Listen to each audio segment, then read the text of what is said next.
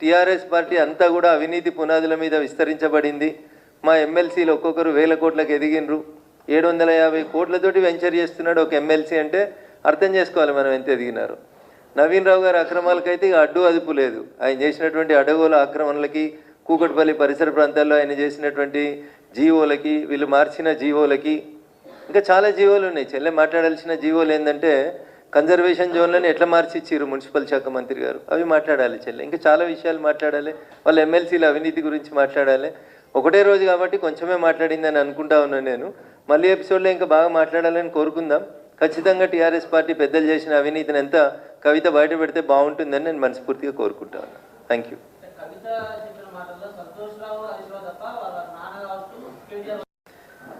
సొంత కుటుంబాన్ని కాపాడుకోవాలనే ఆలోచనని నేను తప్పుపట్టదలుచుకోలేదు. బట్ నేను అడుగుతుంది ఏంటంటే ఈ పోచంపల్లి శ్రీనివాసరెడ్డి చేసిన అవినీతి మీద, నవీన్ రావు గారు చేసినటువంటి అవినీతి మీద మీరు పార్టీలో ఉన్నప్పుడు లేదా మీరు ప్రభుత్వంలో ఉన్నప్పుడు ఎందుకు చర్యలు తీసుకోలేకపోయినారనేది ఒకసారి ఆలోచించాలి.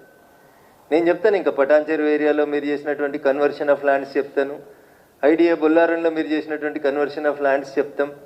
ఒక జోన్లోంచి ఇంకొక జోన్లోకి మార్చి ఏ ఎమ్మెల్యేల పేరు మీద, ఎవరెవరి పేరు మీద మీరు ఎట్లెట్లా చేసిరో అడగోలు మాటలు ఇవన్నీ బయటకు వస్తాయేమో అనుకున్నాం. మీరు మాట్లాడితే ఏం రాలేదు.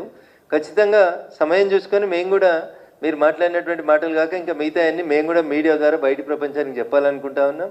మేము ఇంకా మీ ద్వారానే ప్రజలు వింటే బాగుంటుంది. మేము మాట్లాడితే ఏదో కక్ష సాధింపు కోసం మాట్లాడినామని అనుకుంటారు.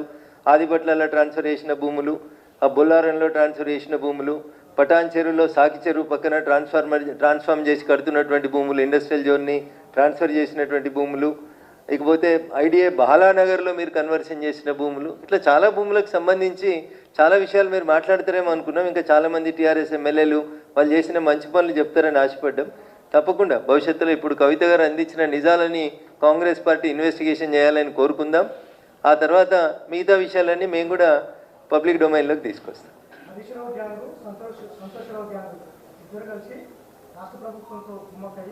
కేంద్రంలో బీజేపీతో కోఆర్డినేషన్ ఏర్పాటు చేసుకుంటూ కేసీఆర్ ఒక జలగల్ల పట్టు పీడిస్తున్నాడు అని కూడా ప్రధానమంత్రి కావాలనే బదనాం చేస్తున్నారని కూడా. భారతీయ జనతా పార్టీ ఏ రోజు కూడా తన లైన్ దాటి మాట్లాడలేదు. మేము మాట్లాడిందంటూ ఎక్కడ కూడా మేము తప్పు మాట్లాడలేదు. కాళేశ్వరంలో అవినీతి జరిగిందనే మాట్లాడినాం. అంతకుమించి మేము వేరే విషయాలు ఏం మాట్లాడలేదు. కాళేశ్వరంకు సంబంధించినటువంటి అంశంలో కాంగ్రెస్ పార్టీ ఇప్పటికే 2 సంవత్సరాలు వృధా చేసింది అనేది మా భావన.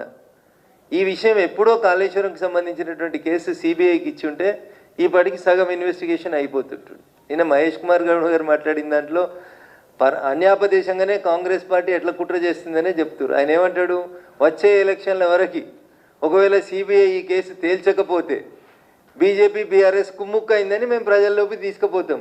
2 ఏళ్ళు మీరు దాచిపెట్టుకోవచ్చు ఫైళ్ళు, 2 ఏళ్ళు మీరు ఇన్వెస్టిగేషన్ పేరిట పక్కకు పెట్టవచ్చు. లాస్ట్ 1 ఇయర్ మాకు కూడా ఎలక్షన్స్ ఉంటాయి కదా. ఇప్పుడేదో సిబిఐకి హ్యాండ్ ఓవర్ చేస్తామని ఇంకా అది కోర్టు ఏం తెలుస్తుందో తేలనే లేదు. మమ్మల్ని బదనాం చేసేందుకు అప్పుడే రంగం సిద్ధం చేస్తూనే ఉన్నారు. కానీ Bharatiya Janata Party we don't want to blame anybody. మేము నిజాయితీగా ఉన్నాం. కాళేశ్వరంలో అవినీతి జరిగిందని చెప్పినాం. టెలిఫోన్ ట్యాపింగ్ జరిగిందని మొదటి నుంచి రఘునందన్ రావు చెప్తున్నాడు. ఇప్పుడు చెప్పిన డీసీపీ సందీప్ రావే నన్ను ఇబ్బంది పెట్టినాడు దుబ్బాక ఉప ఎన్నికలలో అని చెప్తా ఉన్నాను. నా టెలిఫోన్ ట్యాపింగ్ చేసిర్రు అని చెప్పినాను. సందీప్ రావు అనేట ఆయనను ముద్దాయి ఎందుకు చేయలేదనేది సిట్ ఆలోచించాలి ఇవాళ. ఎందుకంటే సందీప్ రావు అనేటువంటి వ్యక్తి నార్సింగ్ లాంటి ఏరియాలో కూర్చొని ఎన్నెన్ని అవకతవకలు చేసిండో ఒకసారి ఆయన టీం ఏంది, ఆయన కింద పనిచేసినటువంటి సిఐలు ఎవరు, ఏసీపీలు ఎవరు, వాళ్ళ మూవ్మెంట్ ఏంది, వాళ్ళ ఫోన్లు ఏంది ఒకసారి సిట్ విచారించాలి. Straightly I'm alleging against a DCP who worked as a task force DCP Narsingi. మా ఇంటి మీద నిఘా, మా కుటుంబ సభ్యుల మీద నిఘా పెట్టి, వెనకాల షాడో పార్టీలని పెట్టి ఈయన చేసిన అరాచకాలు ఎందుకు సిట్ దృష్టికి ఎందుకు వస్తలేవో ఒకసారి సిట్ అధికారులు కూడా ఆలోచించుకోవాలి. సందీప్ రావు ఏ హోదాలో చేసిండు, సంతోష్ రావుకి సడ్డకుడో వియ్యంకుడో ఏదో హోదాలో చేసినాడు తప్ప ఎవరైనా ఎక్కడెక్కడ పోస్టింగ్లు చేసినాడు. మేడ్చల్ చేస్తాడు, నార్సింగ్ చేస్తాడు, ఎల్బీ నగర్ చేస్తాడు. మొత్తం క్రీమీ ఏరియాలో అన్ని సెటిల్మెంట్లు సంతోష్ రావు గారు, సందీప్ రావు గారి ద్వారానే చేసుకుంటూ వచ్చారు తప్ప కొత్తగా ఏం లేదు కదా. కాబట్టి నిజంగా సిట్ కవిత చేసిన ఆరోపణ నిజం కాకపోతే సిట్ రేవంత్ రెడ్డి గారు చాలా సీరియస్గా వీటన్నింటి మీద కుమ్ముక్కు రాజకీయాలు ఉన్నటువంటి నిజం కాకపోతే సిట్ వెంటనే సందీప్ రావు మీద కూడా విచారణ ప్రారంభించాలి.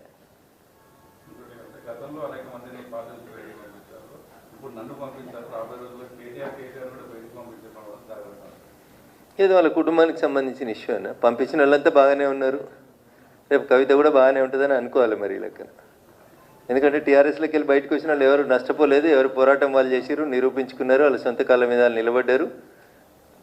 రేపు ఏమవుతుందో చూద్దాం. నిన్ననే నా అధ్యక్షుడు చాలా స్పష్టంగా చెప్పినాడు, అవినీతి పరులకి భారతీయ జనతా పార్టీలో స్థానం లేదు, చాలా స్పష్టంగా చెప్పినారు.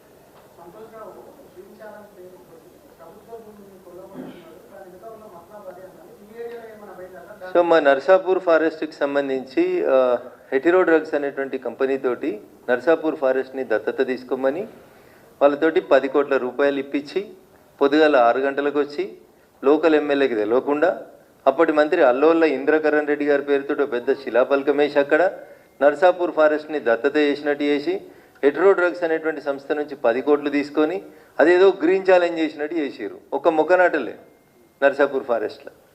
దానికి ముంగట పునాది రాళ్ళు వేసి కట్టేసి చిన్న గోడ, 1 ఫీట్ గోడ కట్టి దానికి తెలంగాణ ప్రభుత్వము అటవీ శాఖ అనేది ఒక బోర్డు పెట్టుకున్నారు తప్ప హెటిరో డ్రగ్స్ వాళ్ళు ఇచ్చిన 10 కోట్లు ఏడిపోయినాయి, నాగార్జున గారు ఇచ్చిన పైసలు ఏడిపోయినాయి, ప్రభాస్ ఇచ్చిన పైసలు ఏడిపోయినాయి, అసలు సంతోష్రావు గారి ఆస్తులు ఎట్లా పెరిగినాయి అనేది ఒకసారి నిజంగా ప్రభుత్వం ఆలోచించాలి. నేను మా డిఎఫ్ఓ గారికి చెప్పాను, మెదక్ డిఎఫ్ఓ గారికి, ఇయ్యాలో చెప్పలేదు నేను. నర్సాపూర్ ఫారెస్ట్లో ఈ అల్లోల ఇంద్రకరణ్ రెడ్డి గారు అర్ధరాత్రి వచ్చి బోర్డు వేసి నర్సాపూర్ ఎమ్మెల్యేకి చెప్పకుండా చేసుకొని పోయిన కార్యక్రమానికి సంబంధించి నేను ఆల్రెడీ మా డిఎఫ్ఓ మీదకి ఒక కంప్లైంట్ పెట్టున్నాను దీని మీద.